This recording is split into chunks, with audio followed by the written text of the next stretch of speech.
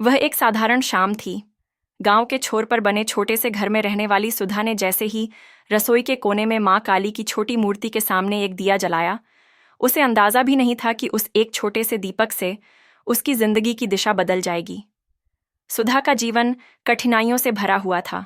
पति बीमार, घर में कर्ज, बच्चों की फीस बकाया और ऊपर से गांव वालों की तानेबाजी कि काली की पूजा करने से पेट नहीं भरता।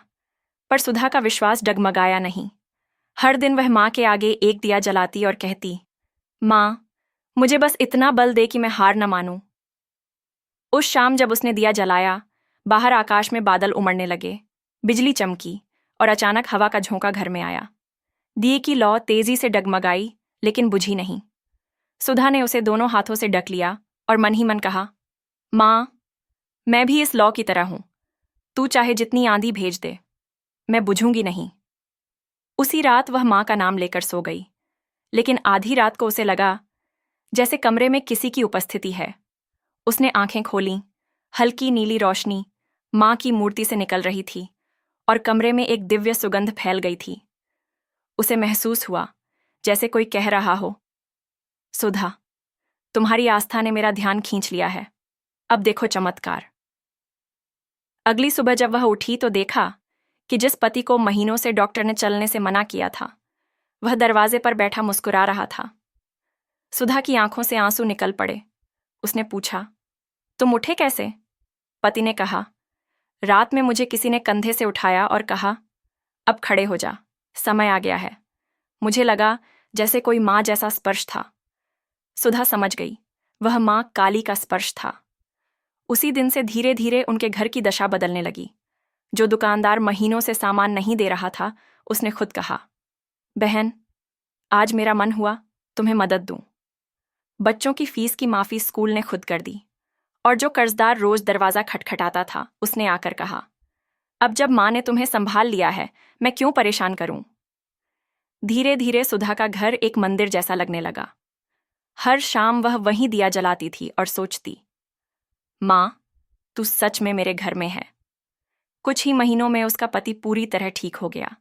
बच्चों की पढ़ाई में उन्नति हुई और घर में बरकत आने लगी। गांव वाले जो पहले कहते थे काली की पूजा से क्या होगा, अब कहते सुधा के घर तो माँ खुद रहती हैं। एक दिन गांव के बुजुर्ग ने उससे पूछा, बेटी, कौन सा बड़ा यज्ञ किया तूने कि माँ इतनी प्रसन्न हुई?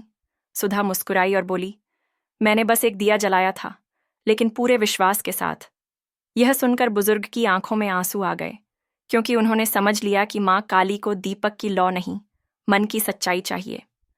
सुधा की कथा पूरे इलाके में फैल गई और लोग हर शुक्रवार उसके घर आकर दीप जलाने लगे। कई लोगों ने बताया कि उनके जीवन की अड़चनें भी धीरे धीरे खत्म हो रही हैं। माँ की करुणा से वह घर साधना स्थल बन गया।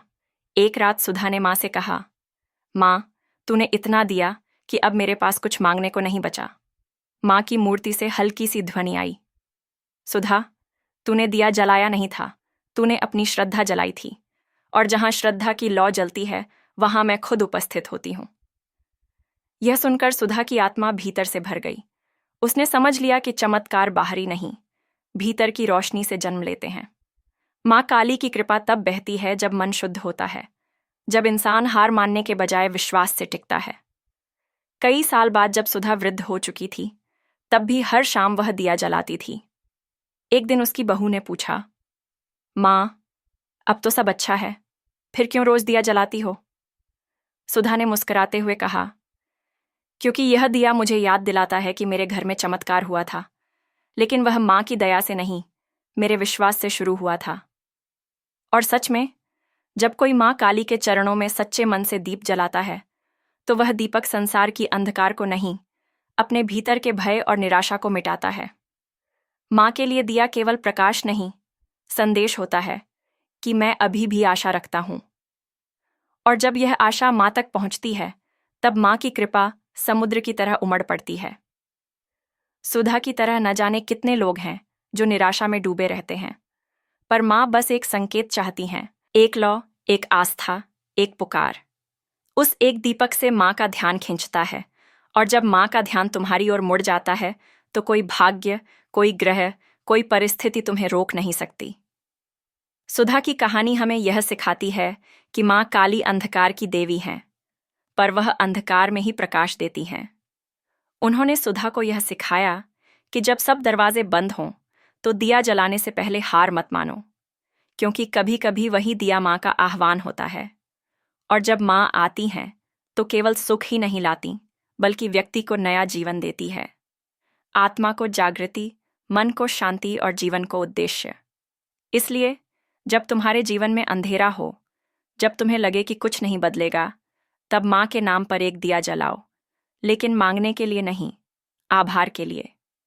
क्योंकि जो माँ के आगे कृतज्ञता का दीप जलाता है, उसके जीवन में चमत्कार अपने आप उतरता है। माँ काली के चमत्कार का रहस्य यही है।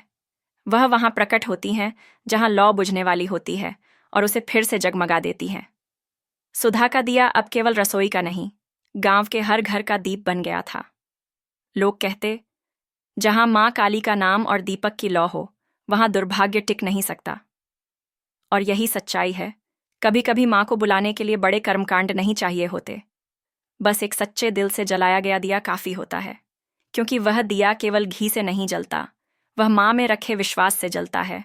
और जहां विश्वास जलता है, वहां माँ खुद उतरती हैं, जीवन को चमत्कार बना देने के लिए।